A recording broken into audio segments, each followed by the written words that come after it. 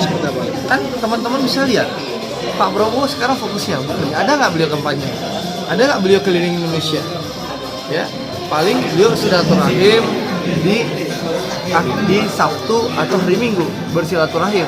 Tapi Senin sampai Jumat teman-teman bisa lihat beliau malam ini pulang dari Bali. Ini jadwal beliau ya, malam ini pulang dari Bali setelah mendampingi Presiden G20.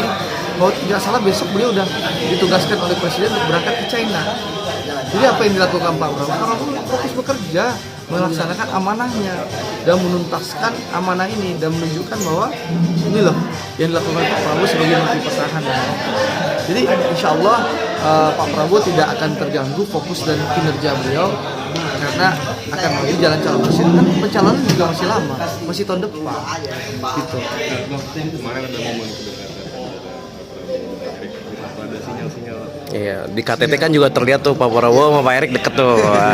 Ada sinyal-sinyal nggak Pak Erik bakal mendekat dengan koalisi Gerindra? Yang pasti gini, Pak Prabowo dan Pak Erik dua-duanya adalah anggota kabinet Pak Jokowi yang punya kerjasama yang baik ya, di mana dua-duanya punya komitmen untuk membenahi industri pertahanan.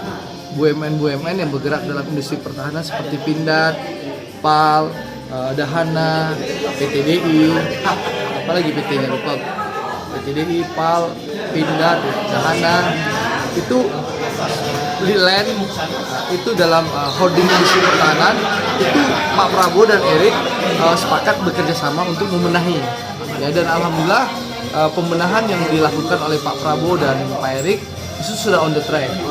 Bahkan contoh soal kasus Asabri itu kan yang melakukan pembenahan Asabri itu mulai membongkar kasus korupsi sampai pembenahan itu adalah duit kerja dari Pak Prabowo dan Pak Erik, dan dari perusahaan yang merugi sekarang maka sudah untung 8 triliun. Nah, jadi memang mereka kompak dalam bekerja dan memang kerja mereka berdua menghasilkan hal yang konkret untuk perbaikan di BUMN industri pertahanan.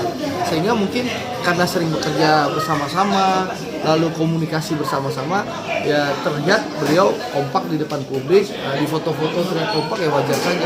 Karena memang beliau berdua memang komitmen bekerja keras untuk membenahi BUMN industri pertahanan, termasuk Asabri yang kemarin. Ya, itu dari perusahaan rugi, dimaling orang, Pak Prabowo dan Pak Erik yang menyetujui proses hukumnya, lalu dibenahi dan sekarang sudah untung 8 triliun. Itu salah satu contoh bukti kerja nyata Prabowo dan Erik. Jadi kalau orang bilang beliau akrab, ya beliau akrab karena memang sering berinteraksi, sering bekerja sama. Masuk bursa cawapresnya nggak sih?